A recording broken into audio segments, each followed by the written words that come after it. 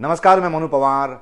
लोकसभा चुनाव अभी अभी निपटाई है कि उत्तराखंड के सिर पर एक और चुनाव आ गया और वो चुनाव है विधानसभा का उपचुनाव। उत्तराखंड में 2 सीटों पर विधानसभा उपचुनाव की तारीख आ गई है। इनमें से एक सीट है बद्रीनाथ सीट और दूसरी है मैंगलोर। चुनाव 10 जुलाई को होना है। हरिद्वार की मैंगलोर सीट पर तो इसलिए चुनाव हो रहा है क्योंकि वहां से बीएसपी विधायक सरवत करीम अंसारी का निधन हो गया था। लेकिन बद्रीनाथ सीट पर चुनाव थोपा गया है और इसकी बड़ी वजह बने हैं यहां से कांग्रेस के विधायक रहे राजेंद्र सिंह भंडारी, जो कि बद्रीनाथ से 2 साल पहले ही विधायक चुने गए थे और ऐन लोकसभा चुनाव के दौरान कांग्रेस छोड़कर वो बीजेपी में कूद पड़े थे। अब सबसे बड़ा सवाल यह है कि राजेंद्र भंडारी को क्या बीजेपी इसका इनाम देगी? क्या चुनाव में भंडारी की नैया पार लग पाएगी? क्या नवनिर्वाचित सांसद अनिल बलूनी उनकी नैया के खेवनहार होंगे? क्या 2 साल पहले राजेंद्र भंडारी के खिलाफ वोट मांगने वाले सीएम पुष्कर सिंह धामी साहब राजेंद्र भंडारी को फिर से विधानसभा में पहुंचा पाएंगे? ऐसे तमाम सवालों का जवाब तलाशने की कोशिश करते हैं इस वीडियो में। लेकिन आगे बढ़ने से पहले उन लोगों से गुजारिश जिन्होंने अभी तक मेरा YouTube चैनल सब्सक्राइब नहीं किया है, ये काम फटाफट कर लीजिए। बेल आइकन पर भी क्लिक करेंगे तो मेरे हर नए वीडियो की सूचना सबसे पहले आप तक पहुंचेगी।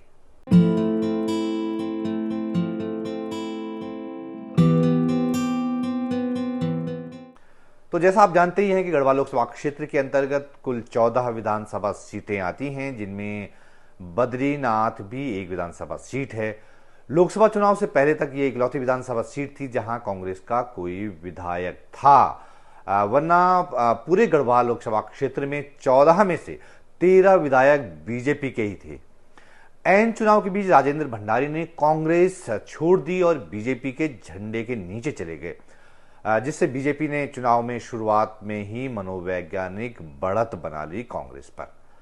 कांग्रेस छोड़कर आए राजेंद्र भंडारी ने अनिल बलूनी के लिए जमकर प्रचार किया और इसका रिजल्ट क्या रहा, इसे समझने के लिए मैंने चुनाव आयोग का फाइनल डेटा देखा, जिसके मुताबिक अनिल बलूनी को बद्रीनाथ विधानसभा क्षेत्र से 31,854 वोट पड़े, जबकि कांग्रेस कैंडिडेट गणेश गोदियाल को यहां से मिले कुल 23,600 वोट।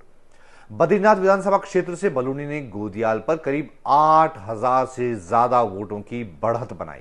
यानी राजेंद्र भंडारी का ऐन चुनाव के वक्त कांग्रेस छोड़कर बीजेपी में आना बीजेपी के लिए फायदेमंद साबित हुआ है।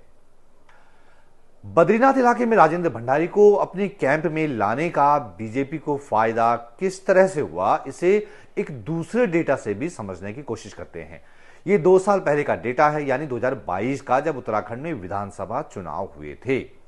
बद्रीनाथ विधानसभा सीट से राजेंद्र भंडारी कांग्रेस के टिकट पर लड़े थे और उनके सामने थे उत्तराखंड बीजेपी के अध्यक्ष महेंद्र भट्ट। 2022 के विधानसभा चुनाव में कांग्रेस के टिकट पर लड़े राजेंद्र भंडारी को मिले थे 32,661 वोट, यानी 47.88% वोट, जबकि बीजेपी अध्यक्ष महेंद्र भट्ट के खाते में आए थे 30,595 वोट, यानी करीब 45% वोट।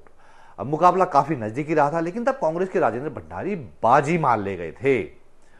तो बद्रीनाथ विधानसभा क्षेत्र में 2 साल के भीतर बीजेपी और कांग्रेस दोनों को मिले वोटों की तुलना करें तो 2022 के विधानसभा चुनाव में बद्रीनाथ से जहां बीजेपी को 30,595 वोट मिले, वहीं 2024 के लोकसभा चुनाव में बद्रीनाथ से बीजेपी को मिले 31,854 वोट।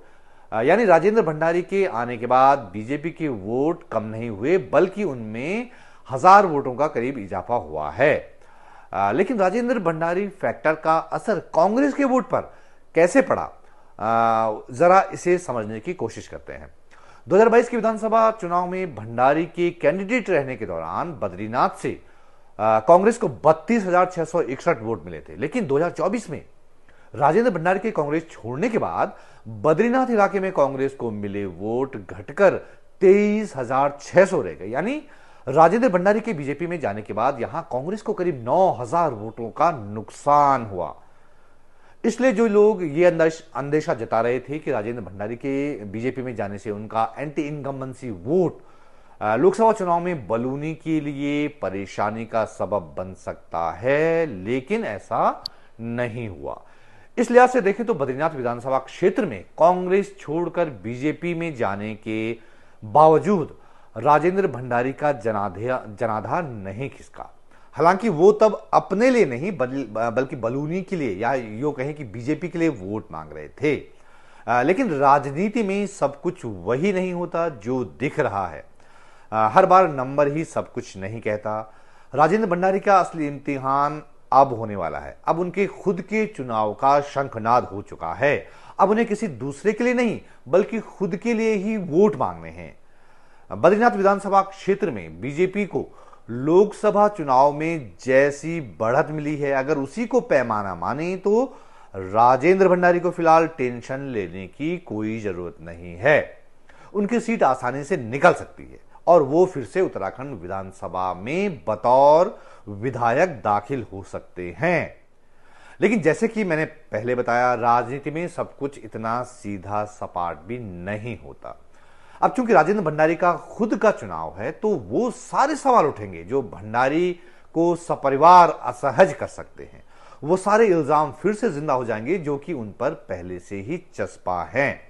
वो इल्जाम जो पहले बीजेपी लगाते रही है जब राजेंद्र भंडारी कांग्रेस में थे, जिसमें करप्शन के आरोप भी शामिल हैं। उनकी पत्नी पर भी ऐसा ही इल्जाम लगता रहा है। उनकी पत्नी रजनी रावत जो है चमोली जिला पंचायत की अध्यक्ष हुआ करती थी, जिन्हें उत्तराखंड की धामी सरकार ने इसी साल की शुरुआत में अपने पद से बर्खास्त कर दिया था।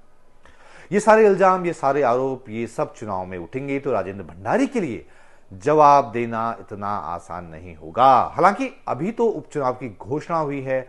लोकसभा चुनाव में बद्रीनाथ इलाके से बीजेपी को मिली बढ़त से ही सिर्फ राजेंद्र भंडारी आश्वस्त नहीं हो सकते। कोई जरूरी नहीं है कि जिन वजहों से बद्रीनाथ क्षेत्र के वोटरों ने इस बार लोकसभा चुनाव में बीजेपी को वोट दिया, उसी पैटर्न में वो विधानसभा उपचुनाव में भी वोट डालेंगे। ये राजनीति है, यहां कभी भी कुछ भी हो सकता है। और अभी तो बद्रीनाथ विधानसभा क्षेत्र से राजेंद्र भंडारी के खिलाफ कांग्रेस को भी अपना कैंडिडेट घोषित करना है। तो ये वीडियो कैसे लगा, मुझे आपके फीडबैक का इंतजार रहेगा। आपने जो प्रतिक्रिया है आप नीचे कमेंट बॉक्स में दे सकते हैं और जल्द मिलते हैं एक नई वीडियो के साथ। तब तक के लिए नमस्कार।